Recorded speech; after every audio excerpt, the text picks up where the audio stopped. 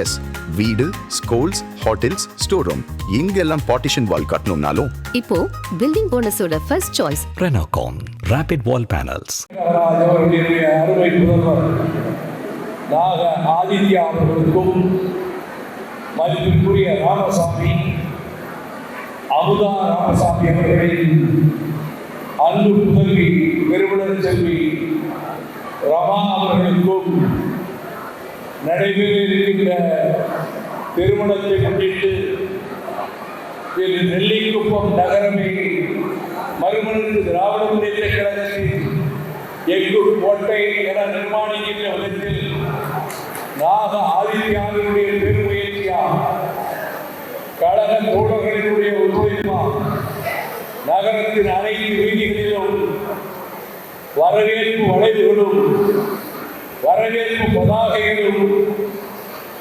கழகத்தினுடைய வண்ண மணிக்கொடிகளும் அலங்கரிக்கப்பட்டு இந்த நிகழ்ச்சி சீரோடும் சிறப்போடும் நடைபெற்றுக் கொண்டிருக்கக்கூடிய வேளையில் வாழ்த்துறை வழங்கிய கழகத்தின் பொருளாளர் ஆர்வீர் இளவரசர் செந்திலதிபர் அவர்களே, இந்த நிகழ்ச்சியிலே வந்து கலந்து கொண்டிருக்கின்ற கழகத்தினுடைய மாவட்ட செயலாளர்கள், என் அன்பிற்கினிய சகோதரர்கள்,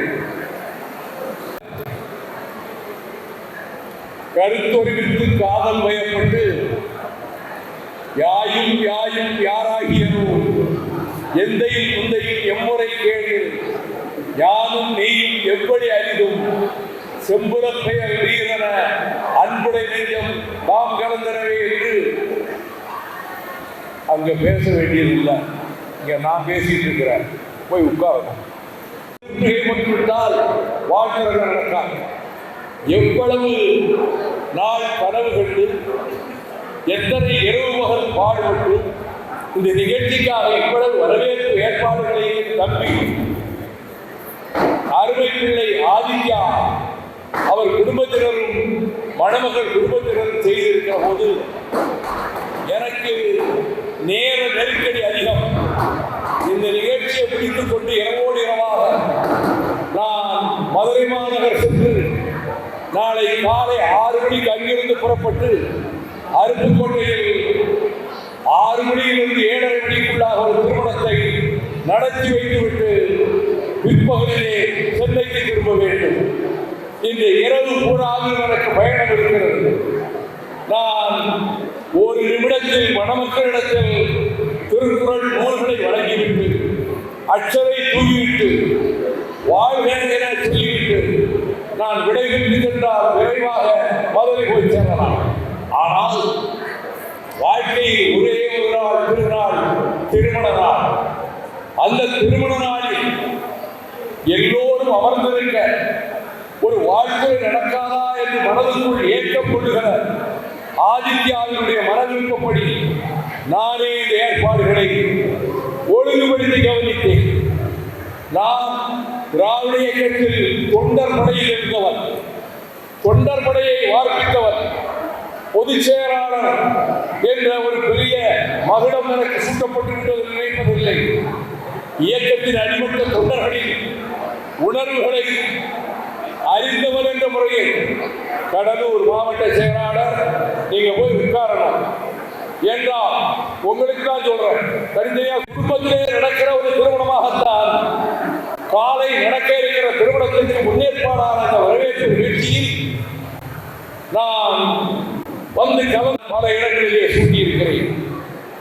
ஆதித்யா என்ற பெயரை நான் விரும்பித்தான் வைத்தேன் என்று சொன்னார். எங்கள் இயக்கத்துக்கு கிடைத்திருக்கின்ற ஒரு கருவூலம், நெல்லிக்குப்பத்திலே கிடைத்திருக்கிற பொக்கிஷம் என்னுடைய தம்பி ஆதித்யா என்பதை எண்ணி நான் பெருமைப்படுகிறேன். ஆதித்யாவும் ரமாவும் தொடங்க இருக்கின்ற இல்லற வாழ்க்கை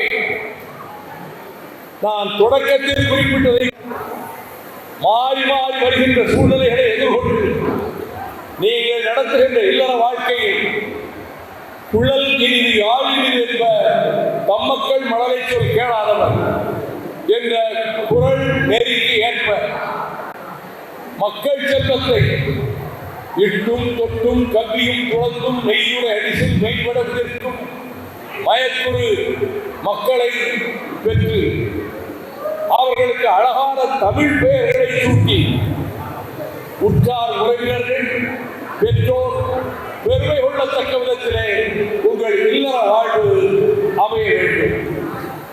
வாழ்ந்தால் ஆதித்யா ரமாவை போல ஒரு இல்லறம் இருக்க வேண்டும் என்று பிறர் சொல்லுகிற அளவுக்கு உங்கள் இல்லற வாழ்வு அமைய வேண்டும். அப்படிப்பட்ட இல்லற வாழ்வு தம்பி ஆதித்யாவுக்கு சொல்வேன். ஆகாறு அளவிட்டுதாயினும் கேடு இல்லை, போகாறு அகலாக்கடை என்ற திருக்குறளை உங்களுக்கு நான் பதிய வைக்கிறேன். வரவழிந்து செலவு செய்ய வேண்டும். இந்த திருமண நிகழ்ச்சிக்காக தம்பி இவ்வளவு செலவு பொருட்செலவு செய்திருக்கிறாயே, இனி எதிர்காலத்தில் ஒரு மாதிரி கட்சி நிகழ்ச்சிகளுக்காக நான் சக்திக்கு மீறி செலவழிப்பேன் என்ற நிலைக்கு நீ வரக்கூடாது. குடும்பத்தை பாதுகாக்க வேண்டும், குடும்பத்தின் பொருளாதாரத்தை பாதுகாக்க வேண்டும், வரவறிந்து செலவு செய்ய வேண்டும், சிக்கனமாக இருந்து பொருளை முறையாக சேர்த்து மக்கள் செல்வத்தை பண்புள்ளவர்களாக, தன்மானம் உள்ளவர்களாக, சுயமரியாதை உள்ளவர்களாக அவர்களை வளர்த்து அவர்களுக்கு நல்ல கல்வி அறிவு பெறுவதற்கான சூழலை உருவாக்கி உங்கள் பெற்றோர் மனமகிழ பேரன் பேட்டிகளை எடுத்து அவர்கள் கொஞ்சி மகிழத்தக்க வகையில் உங்கள் இல்லற வாழ்க்கை அமைய வேண்டும் என்று நான் விரும்புகின்றேன். மாணிக்க வாசகர் கூறியதைப் போல நமச்சிவாய வாழ்க, நாதன் தாழ் வாழ்க, இமைப்பொழுதும் நெஞ்சில் நீங்காதான் தாழ் வாழ்க, கோகழி ஆண்ட குருமனிதன் தாழ் வாழ்க என்று அந்த வாழ்த்துக்களையும் சேர்த்து நீங்கள் தன்மான உணர்வுள்ளவர்களாக மறுமலர்ச்சி திராவிட முன்னேற்ற கழகத்திற்கு சோதனை காலமெல்லாம் நீங்கிவிட்டது. இருளும் ஒளியும் மாறி மாறி வரும் என்று நான் கூறுவதைப் போல 32 ஆண்டுகளை கடந்திருக்கிற மறுமலர்ச்சி திராவிட முன்னேற்ற கழகம் எத்தனையோ அறைகூவல்களை சவால்களை சந்தித்திருக்கிறது. அத்தனையும் எதிர்கொண்டு இந்த இயக்கம் இன்றைக்கு குண்டமன நிமிர்ந்து நிற்கிறது என்று சொன்னால் தம்பி, உன்னை போன்ற கழக தோழர்கள் அவர்கள் காட்டியிருக்கக்கூடிய உறுதியும் இந்த இயக்கத்தை பாதுகாக்க வேண்டும் என்ற எண்ணமும் கழகத்தை பாதுகாத்து தந்திருக்கிறது. தமிழ்நாட்டின் வாழ்வாதாரங்களை காப்பாற்ற போராடிய இயக்கம் எது? மறுமலர்ச்சி திராவிட முன்னேற்ற கழகம். நாங்கள் தேர்தலிலே பெரிய வெற்றிகள் பெற முடியாமல் போயிருக்கலாம், வாக்குகள் கிடைக்காமல் போயிருக்கலாம். ஆனால் நாங்கள் தமிழ்நாட்டு வாழ்வாதாரங்களை காப்பாற்றியதற்கு போராடியதை போல எந்த கட்சியும் போராடியதில்லை. இதை சவால் விட்டு சொல்வேன். முல்லை பெரியார் வெள்ளிக்கும் கடையை பாதுகாக்க வேண்டுமா? வைகோவின் பட்டாளம் தான் அதை 12 ஆண்டுகள் போராடி பாதுகாத்து தந்தது. நெய்வேலி நிலக்கரி நிறுவனம் வடநாட்டு பெருமுதலாளிகள் கையிலே சிக்கையிருந்த வேளையில் அந்த முடிவை மாற்றியது யார்? நெய்வேலி வட்டாரத்திலே வேலை பார்க்கிற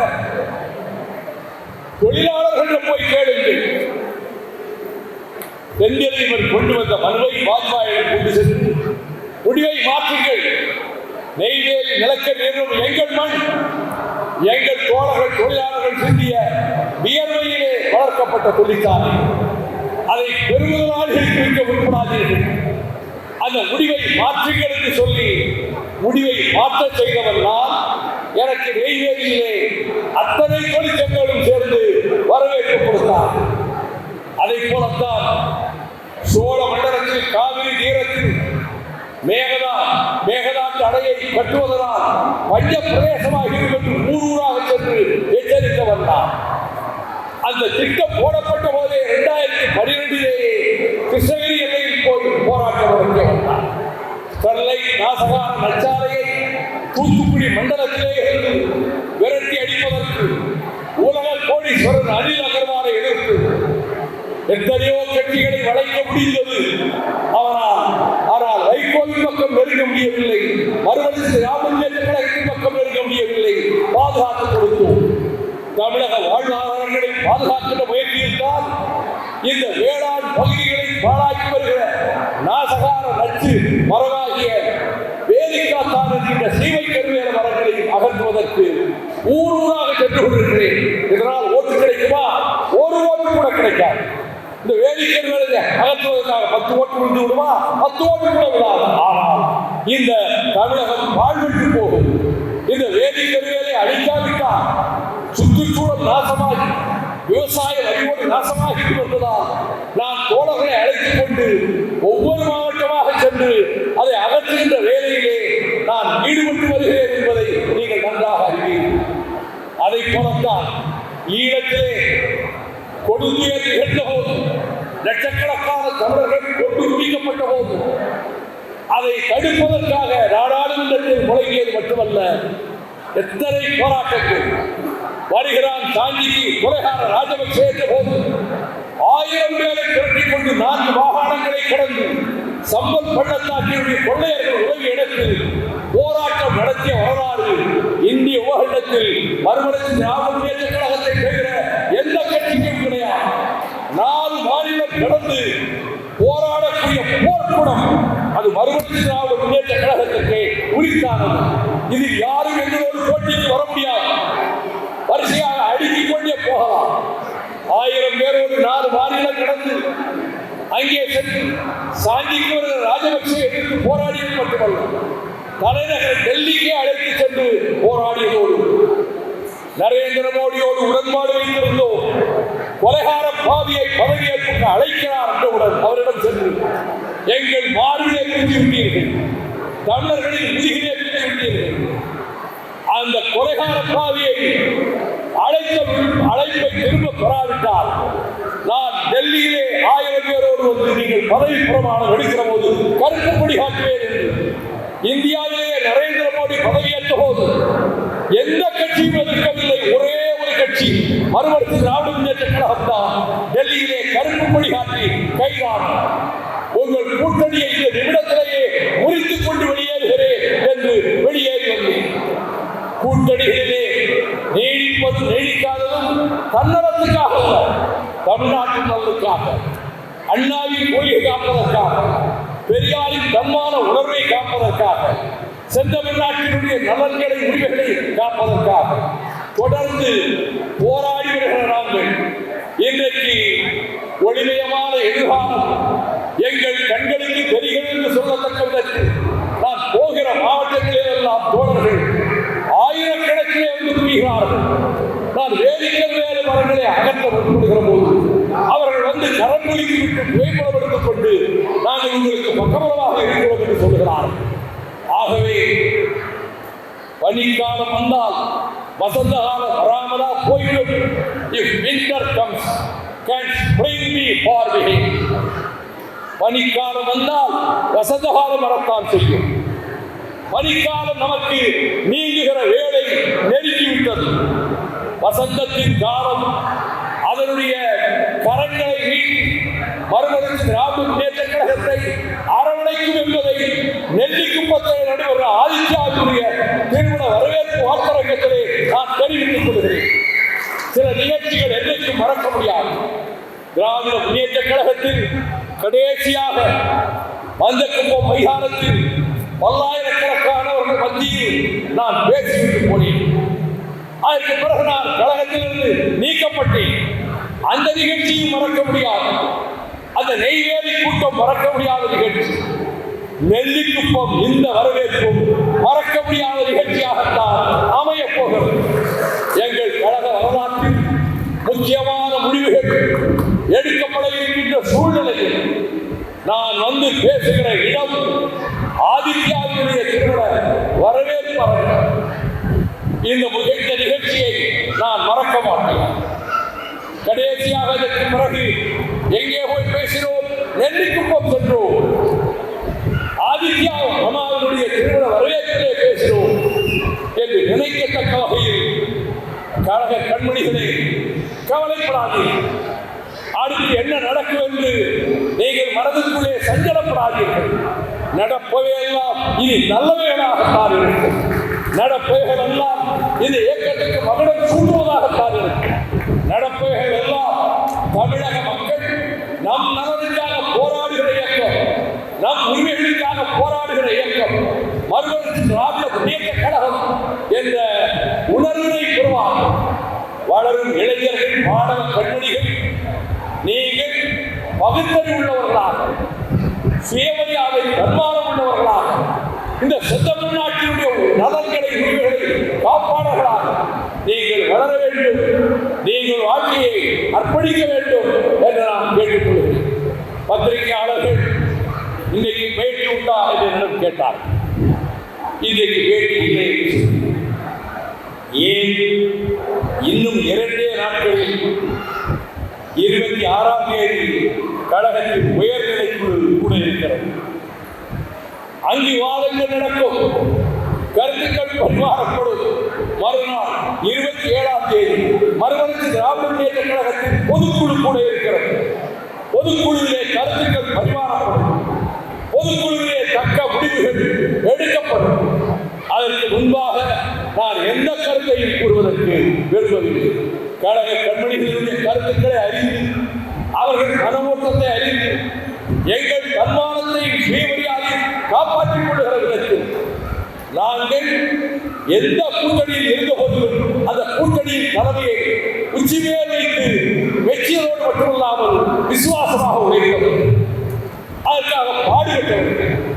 9 ஆண்டு காலம் நாம் தொடர்ந்து வந்திருக்கக்கூடிய கூட்டணியில் நம்மை போல திராவிட முன்னேற்ற கழகத்தின் தலைமையை உச்சிமீது வைத்து வச்சியவர்கள் கூட்டணியிலே எந்த கட்சியும் கிடையாது.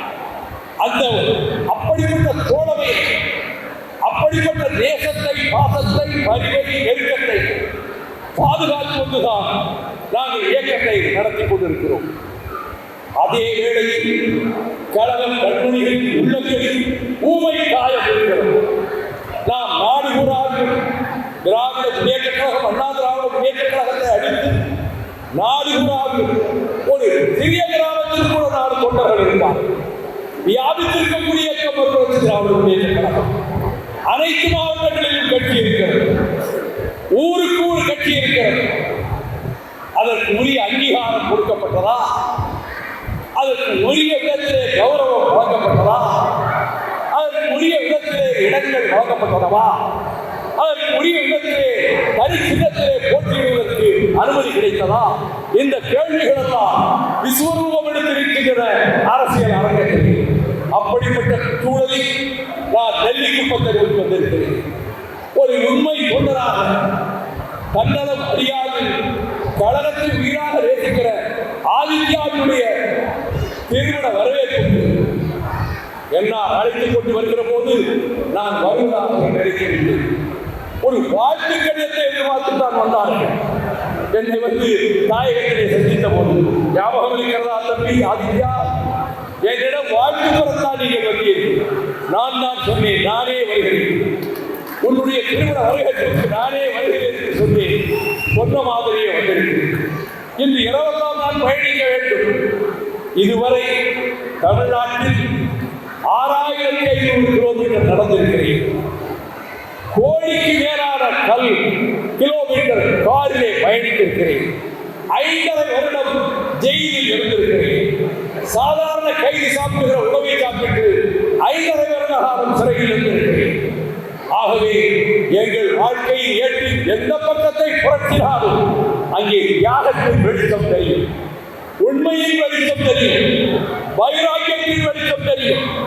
தமிழர் நலன்காக்க, ஈழத் தமிழகம் மலர, தமிழ்நாட்டு மக்களுக்கு ஏற்பட்ட சோதனைகள் நீங்க, தமிழகத்தின் வாழ்வாதாரங்களை, நடிகாதாரங்களை காப்பாற்ற நாம் நம்முடைய கடமையை செய்து பாடுபட்டு வந்திருக்கிறோம். அந்த கடமையை தொடர்வதற்கு என்றைக்கு நீங்கள் சித்தமாக இருக்கும்.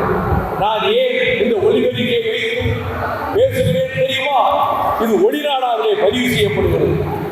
இந்த ஒளிநாடாவை ஆதித்யாவும் ரமாவும் ஓய்வாக இருக்கிற வேளையில் போட்டு பார்ப்பார்.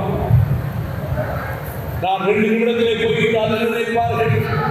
அவ்வளவு சிரமப்பட்டு நெல்லிக்குப்பம் பூராவது கொடி கட்டி இருந்தேன். உதவி செயலாளர் அவர் 2 நிமிடம் இருக்கக்கூடாது, அந்த வேகத்தில் போய்விட்டார் என்று நினைக்கக்கூடாது.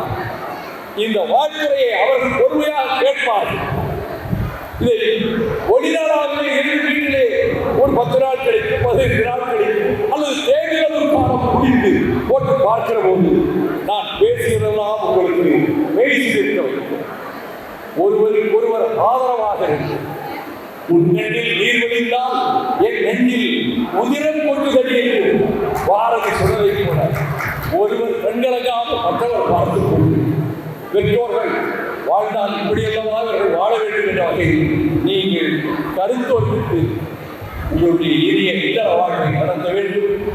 நல்ல உடல் நலத்தோடு தேக ஆரோக்கியத்தோடு 100 ஆண்டு கடந்து 11 பிறைகள் வாழ்வாங்கு வாழ இயற்கை அன்னையினுடைய அருளை யாசிக்கிறேன். தந்தை பெரியாரின் புகழ் வாழ்க, பேரறிஞர் அண்ணாவின் புகழ் வாழ்க, திராவிட இயக்கம் வெல்க, உலகிலேயே தனக்கு நிகரில்லாத போர்க்களத்து நாயகன் என்ற புகழுக்குரிய பிரபாகரன் புகழ் வாழ்க என கூறி இந்த அருமையான சந்தர்ப்பத்திற்கு எனக்கு வாய்ப்பளித்த உங்களுக்கு அமைதி காத்து அமர்ந்திருந்த உங்கள் அனைவருக்கும்